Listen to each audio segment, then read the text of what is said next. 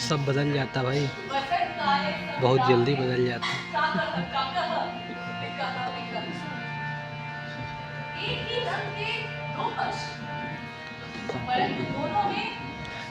तभी एक राजा कभी राजा नहीं रहता, राजा बदलता रहते हैं।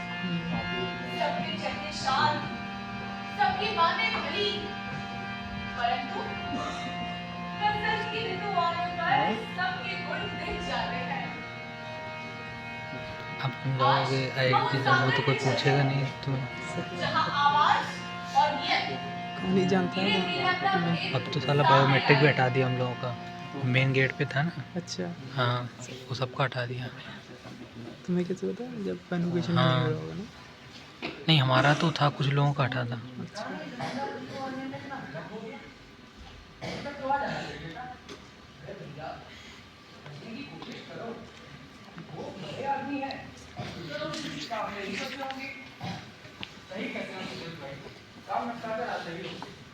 और गौरव भाई, तुम्हारी खेती कैसा नहीं हुआ अभी तक? अरे रमेश भाई, अगर हिसाब हो गया होता तो यहाँ थोड़ी बैठा होता, लेकिन मालिक से आज हिसाब करवा ही होगा। हाँ गौरव भैया, इस बार तो फसल भी अच्छी हुई है और बारिश भी समय समय पर होती रही है। बस भगवान अपनी कृपा ऐसे ही बनाए। हाल ही तो मैंने मेरी जोई पर एक फसल नहीं छूटी, बस अगली फसल के लिए कुछ रुपया ले लेते जमींदार जी से। बाकी रुपया इस बार की फसल से आ गए।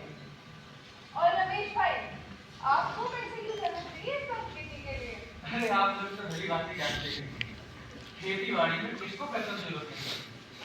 वो तो हमारे जमींदार जी इतने दयालु हैं जो हम पर कृपा दिखाते हैं, वरना पता नहीं उन लोगों का क्या होता। हाँ, कुछ सीखा आपने। जमींदार जी बड़े परोपकारी मनुष्य हैं, हर परिस्थिति में हम जैसे गरीबों की सेवा कर सकते हैं। और आज ज्यादा पैसे की जरूरत है जमींदार जी से। क्या हुआ सुरेश भाई? इस बार ज्यादा रुपयों की जरूरत क्यों पड़ गई आपको? क्या बताएं भाभी, मेरी बीवी गीता तबीयत बहुत नाजुक चल रही है, बस उसके इलाज के लिए कुछ पैसे चाहिए। नसीब अच्छा है गीता भाभी का, जो उनको आज ऐसे खरीद मिले, वरना सुना तो होगा गीता भाभी के साथ क्या हुआ। हाँ हाँ, सुना तो मैंने भी है। बेचारी की तबीयत बहुत खराब हो गई थी, बेचारी तो अपने बच्चे को भी संभाल ना सकी, पहले ही मर गई।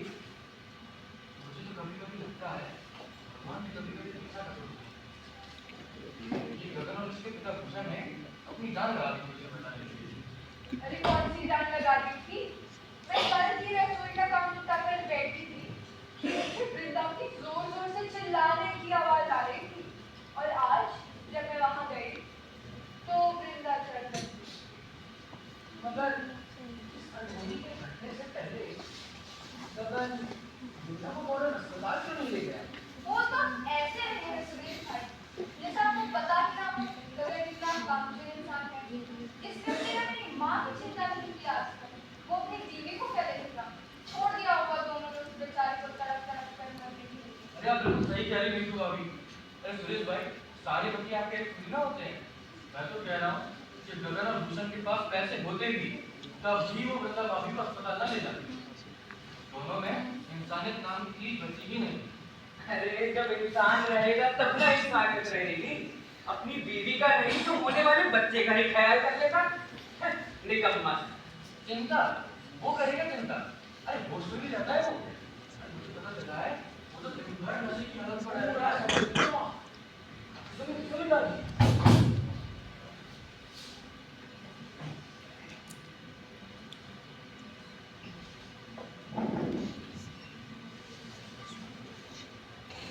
अरे बैठो बैठो।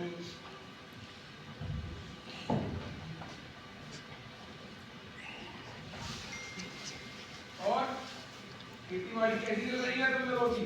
अरे सर आपकी जो बहुत आशीर्वाद लगेगा साहब, पूरी फसल कट चुकी है और ना के बराबर फसल चुकी है। अरे सब ऊपर वाले की कृपा है रमेश। अब बारिश सही हुई है तो फसल तो सही होनी ही थी। जमींदार जी, आपसे एक मदद की जरूरत थी। इस बार खेती तो बहुत अच्छी हुई है, पर खाद और बीज के दाम थोड़े से बढ़े हैं, वो थोड़े रुपए की मदद कीजिए। जी जमींदार जी, मुझे भी इस बार आपकी मदद की जरूरत पड़ जाएगी, क्योंकि मैं और पायल हम दोनों मिलकर एक ट्रैक्टर खरीदेंगे।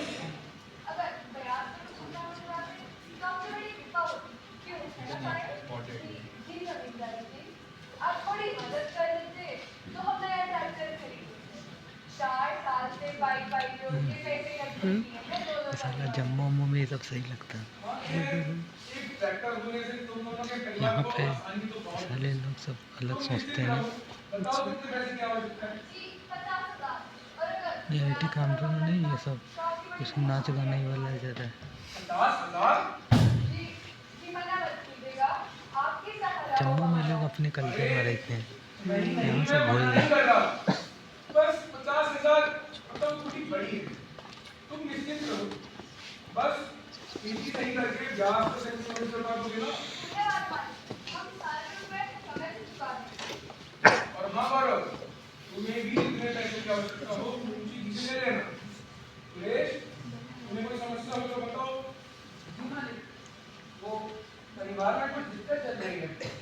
वो मेरी घरवाली की तबीयत बहुत खराब हो गई है। अगर आप कुछ पैसों की मदद कर देते तो आपकी बड़ी कृपा होती। अरे सुरेश, अगर परिवार में किसी की भी तबीयत खराब हो, पैसों की आवश्यकता हो, तो मेरी अनुमति के बगैर मुंशी जी से ले लेना।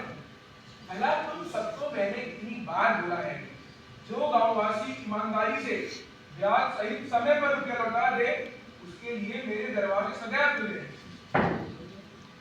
चलिए, अब मुझे थोड़ा काम है, मैं चलता हूँ। आप लोग भी अपने काम पर रहें। धन्यवाद। लो, ईमानदारी का नाम लिया और गांव के दो सबसे बड़े ठग बता रहे। क्या है भूषण? अब क्या हुआ तुझे? तूने तो काम करने से भी इनकार कर दिया था। लगता है गांव में रहने का मन नहीं है तेरा। मालिक हम आपके सारे पैसे वापस करने ही वाले थे, लेकिन लेकिन क्या लेकिन? मैं तेरी इन चिकनी चुपड़ी बातों में अब नहीं आने वाला भूषण। अब जा रहा है कि निकलवाओ तक के मार के। मालिक कल रात मेरे घर वाली मुझे ले मालिक पूरी रात हम दोनों उसके सिलाने बैठे थे। सवा दारू दुआ सामान ना जाते क्या निकलवाया मालिक, लेकिन छोड़कर चली गई मालिक।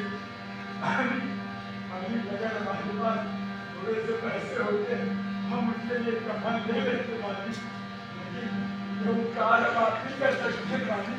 कल रात की दवा होगी अभी उसकी मृत्यु हो गई मालिक।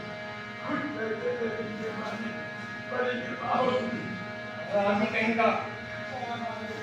अब काम बढ़ गया, आगे हाथ से लेकर ये ले, रख 2,000 रुपए और कर उससे कफन का इंतजाम। धन्यवाद मालिक।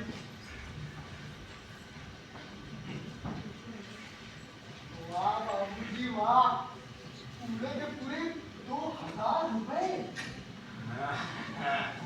सही कहा था ना बेटा मैंने, मेरी नौटंकी हमेशा काम आती है। और वैसे भी मैं अपने जमाने का बहुत बड़ा कलाकार हूँ। वाह मियां बाबूजी, आप तो वाह किया। चलिए अब चलते हैं, आइए चल